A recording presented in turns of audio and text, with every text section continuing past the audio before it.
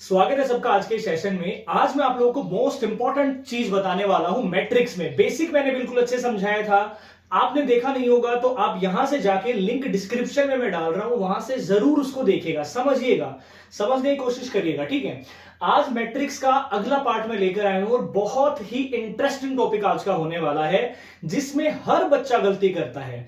वो गलती आज के बाद आपसे नहीं होगी और आपके फुल मार्क्स मैट्रिक्स में आएंगे, ये मैं आपको अश्योर करता हूं। ठीक है, टॉपिक हमारा है मैट्रिक्स में मल्टीप्लीकेशन ऑफ मैट्रिक्स। सबसे इंपॉर्टेंट पार्ट, अगर ये किसी को आता है उसकी क्लास 12 का मैट्रिक्स बहुत अच्छा हो सकता है। ठीक है, देखिए हमने क्या सीखना है, मल्टीप्लीकेशन सीखना है। ठीक है, मल्टीप्लीकेशन हमने क्या सीखना है, मल्टीप्लीकेशन सीखना है किसी भी मैट्रिक्स का। बहुत अच्छे से मैं समझाने वाला हूं इस वाले कॉन्सेप्ट को, क्योंकि इसी के ऊपर बेस्ड बहुत सारे सवाल पूछे जाते हैं मैट्रिक्स वाले चैप्टर में। देखिए, सबसे पहले आप एक काम करिए कि एक हमारे पास मैट्रिक्स है, सपोज करो ए मैट्रिक्स है, और इसमें हमारे पास क्या एलिमेंट है, मैं यहां पर ले रहा हूं 21 और 22। आप सभी लोगों को मालूम होगा 11 का मतलब क्या होता है। जैसे यहां पर लिखा होगा ना A11, इसका मीनिंग क्या होता है कि ये वाला जो एलिमेंट है ये पहली रो का पहला एलिमेंट है। समझ रहे हो, पहली रो का पहला एलिमेंट। ये क्या है, पहली रो का दूसरा एलिमेंट, दूसरी रो का पहला एलिमेंट और दूसरी रो का दूसरा एलिमेंट। इसका ऑर्डर हमारे पास क्या होगा, 2 क्रॉस 2 की मैट्रिक्स है। ठीक है, सिंपल सी बात है। एक ए मैट्रिक्स है, स्क्वायर मैट्रिक्स हमें दे रखी है 2 क्रॉस 2 की मैट्रिक्स, और एक हमारे पास बी मैट्रिक्स है, और वो बी मैट्रिक्स हमारे पास में क्या है, मान लेता हूं A11 है, A12 है, A13 है, A21 है, A22 है, A23 है। टोटल मैट्रिक्स हमारे पास होगी 2 क्रॉस 3 की। अब आप ध्यान रखिए कि A को अगर हम B से मल्टीप्लाई करेंगे, देखो ऐसा तो नहीं है कि हम नॉर्मल मल्टीप्लाई कर रहे हैं कि मन में आए वही A को B से मल्टीप्लाई कर देंगे, ऐसा बिल्कुल नहीं होगा। ठीक है, अगर आप A को B से मल्टीप्लाई कर रहे हैं तो एक फिक्स रूल होता है जो आप लोगों को ध्यान में रखना होगा। ठीक है, रूल क्या है, मैं अच्छे से लिखवा देता हूं, अच्छे से सब लोग देखिए। जो हमारे पास, अगर मैं A इंटू में निकाल रहा हूं B, ठीक है, A इंटू में B निकाल रहा हूं, तो ये हमारी फर्स्ट मैट्रिक्स है। ठीक है, ये हमारी कौन सी मैट्रिक्स है, फर्स्ट मैट्रिक्स है। ठीक है, और जो B है वो हमारी सेकंड मैट्रिक्स है। ठीक है, B हमारी क्या है, सेकंड मैट्रिक्स है। ये आपको डिफरेंशिएट करना होगा, ये पहली मैट्रिक्स है, ये दूसरी मैट्रिक्स है। अब रूल क्या बोलता है, देखो रूल ये बोलता है कि number of columns, number of columns of first matrix, यानी कि number of columns of first matrix is equal to, ठीक है, नंबर ऑफ कॉलम होंगे जो पहली मैट्रिक्स के, वो किसके इक्वल होंगे, number of rose of second matrix. ठीक है, सेकंड मैट्रिक्स। ठीक है, यानी कि इसका मतलब समझिए आप, ये पहली मैट्रिक्स है, इसके नंबर ऑफ कॉलम्स यानी कि ये वाली संख्या, सेकंड वाला नंबर, और दूसरे वाले का क्या बोल रहा है, number of rose of second matrix यानी कि पहला नंबर, ये हमेशा इक्वल होने चाहिए। यानी कि पहली मैट्रिक्स का लास्ट नंबर और दूसरी का पहला, ये दोनों सेम है, तब आप A को B से मल्टीप्लाई कर सकते हैं। अगर ये दोनों बराबर नहीं है, अदरवाइज मल्टीप्लिकेशन नहीं होगा। मतलब अगर ये एग्जांपल मैंने लिया है तो यहां पर A इंटू B में पॉसिबल होगा, और उसका जो ऑर्डर होगा वो क्या होगा, देखो हमने ये तो देख लिया कि पहली का सेकंड और दूसरी का पहला बराबर है, यानी कि 2 और 3 ये बाहर वाले नंबर बच गए हैं। तो जो आंसर आएगा, जो आंसर की मैट्रिक्स आएगी, उसका ऑर्डर क्या होगा, 2 क्रॉस 3 होगा। यानी ऐसे सवालों में गड़बड़ होने के चांस नहीं रहेंगे आप लोगों के पास, और ये हर चीजें नहीं बताता है कोई भी आपको, है ना। तो आप अपना आंसर पहले से ही चेक कर सकते हो कि आपको पता रहेगा कि यार 2 क्रॉस 3 की मैट्रिक्स ही आंसर आना चाहिए। अगर आपकी कुछ और डिफरेंट आ रहा है तो आप समझ जाओगे कि आपने गलत कर दिया है। पहला तो ये रूल आपको बहुत अच्छे से ध्यान में रखना है, इस रूल के ऊपर बहुत सारे क्वेश्चन पूछे जाते हैं, ध्यान रखिएगा। अब आप एक बात बताइए, मैंने बोला यहां पर कि ए बी तो सर पॉसिबल है, क्या इसी सेम एग्जांपल में क्या बी ए पॉसिबल है? अब की बार बी हमारा कौन सा हो गया, फर्स्ट मैट्रिक्स, और ये हो गया सेकंड मैट्रिक्स। मैंने क्या लिखा हुआ है, number of column of first matrix, यानी कि पहली मैट्रिक्स बी है, इसमें नंबर ऑफ कॉलम्स कितने आ रहे हैं, इसमें नंबर ऑफ कॉलम्स आ रहे हैं 3, तो मैं यहां पे लिख लेता हूं 3। ठीक है, और सेकंड क्या बोल रहे हैं, number of rose of second matrix, यानी कि जो दूसरी मैट्रिक्स ए है उसमें रो आ रही है कितनी, 2 आ रही है। तो आपको सबको पता है कि 3 इज नॉट इक्वल टू 2, इसलिए हम मल्टीप्लाई नहीं कर पाएंगे, यानी इस सवाल में B cross A multiply possible नहीं है। मतलब ऐसे मत कर देना गलती से कि कहीं भी 2 मैट्रिक्स दिख गई उसको मल्टीप्लाई करने लग गए। ये रूल बहुत इंपॉर्टेंट है, बस ध्यान आपको ये चीजें रखनी होंगी। इस पर बेस्ड एनसीईआरटी में एक्सरसाइज शायद 3.1 में या 2 में सवाल दे रखे होंगे एमसीक्यू, वो आप लोगों को जरूर करने हैं। अब मैं मल्टीप्लाई की तरफ जाता हूं और कुछ मल्टीप्लाई आपको परफॉर्म करके यहां पर बताता हूं। बहुत इजी सा कॉन्सेप्ट है, ये रूल याद रख सकते हो, सबसे इंपॉर्टेंट यही है, इसी पर टिका हुआ है। बाकी प्रैक्टिस आपको करनी पड़ेगी ताकि सवाल आपके सही होने लग जाएं। ठीक है, मैं कुछ एग्जाम्पल से आपको बताता हूं और कुछ एग्जाम्पल हम लेते हैं, सीखते हैं मल्टीप्लाई। बहुत सारे बच्चों के मल्टीप्लाई में दिक्कत आती है, ध्यान रखिएगा। ठीक है, कोई ए मैट्रिक्स मैंने ले ली, जैसे 1 -1 2 और 3, ये हमारे पास है 2 क्रॉस 2 की, और बी मैट्रिक्स भी हमने ले ली 1 3 -1 2। ठीक है, ये भी 2 क्रॉस 2 मैट्रिक्स ले ली। अब आपको ध्यान क्या देना है, देखो मेरे को मल्टीप्लाई क्या करना है, ए को बी से मल्टीप्लाई करना है, सिंपल सी बात है, ए को बी से मल्टीप्लाई करना है। तो पहले मैं क्या देखूंगा कि क्या ये पॉसिबल है, क्या ये पॉसिबल है। देखो पहली मैट्रिक्स का दूसरा नंबर और दूसरी मैट्रिक्स का पहला नंबर, मैंने देखे सर ये दोनों बिल्कुल इक्वल हैं, इसका मतलब पॉसिबल है ए क्रॉस बी। अब पॉसिबल को हम बनाएंगे कैसे, ठीक है, आपको पता होना चाहिए कि इस मैट्रिक्स का जो रिजल्ट आ रहा है उसका ऑर्डर क्या होगा। तो आप देखेंगे इसका पहला और इसका लास्ट, यानी कि ऑर्डर भी होगा 2 क्रॉस में 2 होगा। अब 2 क्रॉस 2 का और मीनिंग जानिए आप। 2 क्रॉस 2 का मीनिंग है उसमें 4 एलिमेंट होंगे, ऐसे करके 4 एलिमेंट। ये आपको यहां तक आपको समझ में आना चाहिए। अब आप ध्यान से देखिए बारी बारी से, मैं पहले लूंगा पहली वाली रो। इस पहली रो को पहले तो हमें मल्टीप्लाई करना है इस कॉलम से, उसके बाद मल्टीप्लाई करना है इस कॉलम से, यानी कि हर रो को सेकंड मैट्रिक्स के हर कॉलम से मल्टीप्लाई करना पड़ेगा।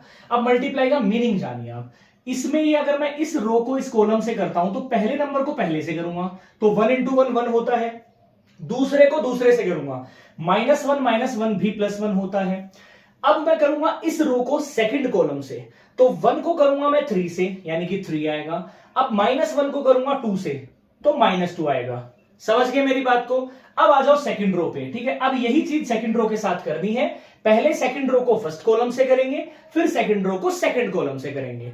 अब आप देखिए 2 को करेंगे 1 से तो 2 आएगा, 3 को करेंगे -1 से तो -3 आएगा, 2 को करेंगे 3 से तो 6 आएगा, और 3 को करेंगे 2 से तो भी 6 आएगा। यानी कि ये हमें बारी बारी करना है, हर रो का हर कॉलम के साथ मल्टीप्लाई। अब आप देखो आंसर क्या आया, यहां पर 1 + 1 2 आ गया, 3 - 2 1 आ गया, 2 - 3 -1 आ गया, और 6 और 6 12 आ गया। ये हमारा ए बी का आंसर होगा। तो आप ऐसे किसी भी मैट्रिक्स को मल्टीप्लाई कर सकते हैं, बहुत इजी वे में कर सकते हैं। आई थिंक आपको मल्टीप्लाई करना बहुत अच्छे से आया होगा, ठीक है। और भी डिफरेंट डिफरेंट सवाल आते हैं। फॉर एग्जाम्पल के लिए मैं लेता हूं, देखो फॉर एग्जाम्पल के लिए मैं आपके पास एक सवाल लेकर आता हूं। एक सवाल आता है सीबीएसई बोर्ड में, आरबीएसई बोर्ड में मैट्रिक्स से, बहुत इंपॉर्टेंट सवाल है, ध्यान रखिएगा कैसे करते हैं। सवाल ऐसा है कि कोई ए मैट्रिक्स आपको देगा, ठीक है, ए मैट्रिक्स आपको देगा, वो भी 3 × 3, 2 - 1 0 1 2 3 और 1 0 2, ठीक है। ये हमें दे दी, कौन सी मैट्रिक्स है, 3 × 3 मैट्रिक्स। और ये बोर्ड के लिए बहुत इंपॉर्टेंट सवाल है, बोर्ड के लिए बहुत इंपॉर्टेंट सवाल है। और हमसे ये कर दिया जाता है कि वेरीफाई करो आप, ठीक है, वेरीफाई करिए। क्या वेरीफाई करना है, a³ -3a + 4, ठीक है, 3a² और +a = 0 मैट्रिक्स। हमें इस टाइप का वेरिफिकेशन पूछ लिया जाता है कि क्या ये वेरीफाई हो रहा है। और ये सवाल बोर्ड में रिपीटेड क्वेश्चन है मैट्रिक्स से, आपको बहुत अच्छे से आना चाहिए, इसीलिए मैं इस सवाल को लेकर आया हूं, मल्टीप्लीकेशन के सवाल को लेकर आया हूं। अब आपको दिख रहा होगा कि सर हमें वेरीफाई करने के लिए ए की पावर चाहिए 3, ए की पावर 2 भी चाहिए, और ए हमें दे रखा है। अब बारी बारी से क्या करेंगे, देखो ये ए है हमारा, तो सबसे पहले a³ का मीनिंग क्या होता है ये समझिए, a में a, ठीक है, यही तो होता होगा। अब पहले मुझे क्या करना था, इसका मतलब a² निकालना पड़ेगा, सिंपल सी बात, यानी कि इसको इसी से मल्टीप्लाई करना पड़ेगा। अब मैं क्या करता हूं, देखो a में a निकालने की कोशिश करूंगा। यहां पर मैं लिख दूंगा 2 - 1 0 1 2 3 1 0 2। और इसको मल्टीप्लाई किससे करना है, सेम मैट्रिक्स से मल्टीप्लाई करना है। ध्यान से देखिएगा, सेम मैट्रिक्स से मल्टीप्लाई करना है। 2 - 1 0 1 2 3 1 0 2, इससे मल्टीप्लाई करना है। ठीक है, अब बड़ा ध्यान से सीखिएगा, डरना नहीं है, बहुत इजी सवाल है। ध्यान से देखिए, हमारे पास देखो ये वाली पहली रो है, ध्यान से देखिएगा, ये वाली पहली रो है, इसको किससे मल्टीप्लाई करेंगे, पहले कॉलम से, यानी कि इस वाले कॉलम से, दूसरे बाद इस वाले कॉलम से, फिर इससे, तीनों से करना पड़ेगा बारी बारी से। और इसका आंसर हमारे पास आएगा कुछ इस टाइप से। देखो, पहली रो को पहले मैं करूंगा पहले कॉलम से, तो 2 को करूंगा पहले नंबर से, यानी कि 2 आएगा। 1 को करूंगा दूसरे नंबर से, -1 को, तो -1 आएगा। और 0 को करूंगा तीसरे नंबर से, तो 0 आएगा। ये आ गया पहला नंबर हमारे पास। ठीक है, पहला नंबर। अब इसी रो को सेकंड कॉलम से भी करना है, तो 2 को करूंगा -1 से, तो आएगा -2, -1 को करूंगा 2 से, तो आएगा -2, और 0 को करूंगा तो आएगा 0। ये आ गया सेकंड। अब फर्स्ट रो को थर्ड कॉलम से कर दीजिए। 2 को करूंगा 0 से, तो 0 आएगा। -1 को करूंगा 3 से, तो -3 आएगा। और 0 को करेंगे तो 0 आएगा। ऑब्वियस सी बात है, ये 3 हमारे पास पर्टिकुलर आंसर आएंगे इसके। अब देखो, पहली रो का ऑपरेशन खत्म। अब आ जाओ आप भैया सेकंड रो में। ठीक है, सेकंड रो में आ जाओ। सेकंड रो को अब फिर से फर्स्ट कॉलम से करना है, फिर सेकंड रो को सेकंड कॉलम से करना है, फिर सेकंड रो को थर्ड कॉलम से करना है। बारी बारी से करेंगे।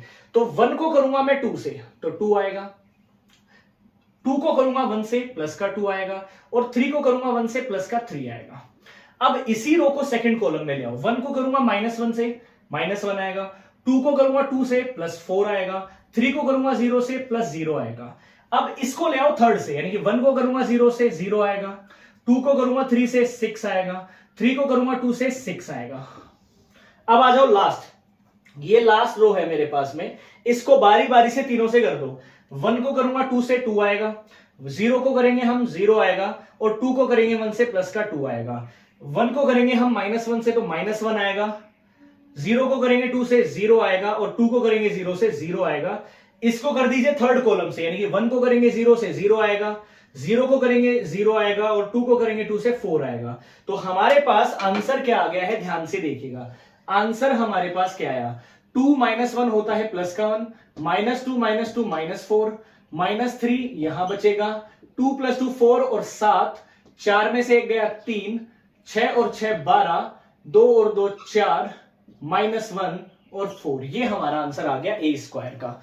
अब आप क्या करेंगे, देखो 3 को a² से मल्टीप्लाई किया गया है, तो आप क्या करेंगे, सब नंबर को 3 से मल्टीप्लाई कर दो। यही सीखा है हमने। a³ कैसे निकालोगे, जो ये स्क्वायर है, इसको फिर से a से मल्टीप्लाई करना है। और सिर्फ छोटा सा सवाल मैं आपसे पूछूंगा, आप ये वैल्यूज इसमें पुट करके मुझे बता देना कि सर ये वेरीफाई हो रहा है या नहीं हो रहा है। अब बराबर में 0 कब आएगा, जब सारे एलिमेंट, जब आप इसका सॉल्यूशन निकालेंगे, प्लस माइनस करेंगे, तो सारे आंसर 0 आ जाने चाहिए। तब हम बोल देंगे कि ये सारा क्या है, वेरीफाई हो रहा है। ऐसा सवाल जरूर पूछा जाता है, ध्यान रखिएगा।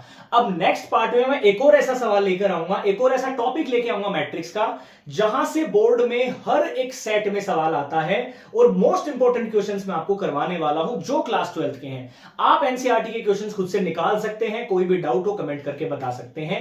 शेयर सभी अपने स्टूडेंट्स जो क्लास 12th में इस बार हैं, सबसे शेयर कर दीजिए, क्योंकि यहां पर बिल्कुल फ्री में आपको 100% फ्री कॉन्सेप्ट सिखाए जा रहे हैं। जय हिंद।